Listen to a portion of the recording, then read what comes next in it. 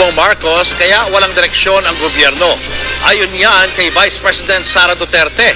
Dagdag pa ng bise, siya lang daw ang kumikilos nung partipasya ng gabinete ni PBBM.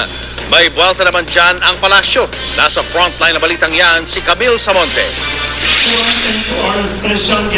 Gumanat si Vice President Sara Duterte sa pagtatrabaho ni Pangulong Bongbong Marcos. Diyos ko, akala mo ba yung presidente natin nagtatrabaho? Hindi nagtatanong yan at all.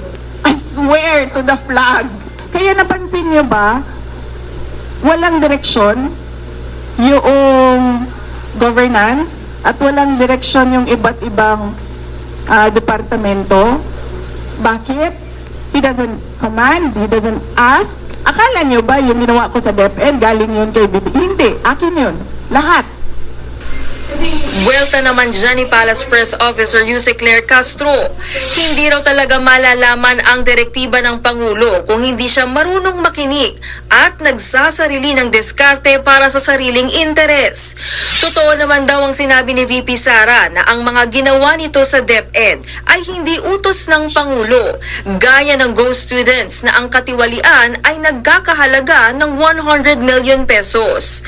Hindi rin daw utos ng Pangulo ang ginawa noon ni VP Sara sa DepEd na mag-deliver ng bulok at may amag na pagkain sa feeding program ng mga estudyante na nagkakahalaga ng 5.69 billion pesos. Sa press con pa kanina ni VP Sara, ikinwento niya ang pagharap niya sa professional crisis noong bahagi pa siya ng gabinete ni PBBM. Dahilan kaya siya nagbitiw bilang kalihim ng DepEd.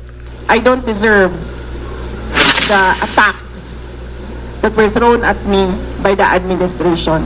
Kasi ako na nga lang siguro yung kaisa-isa dong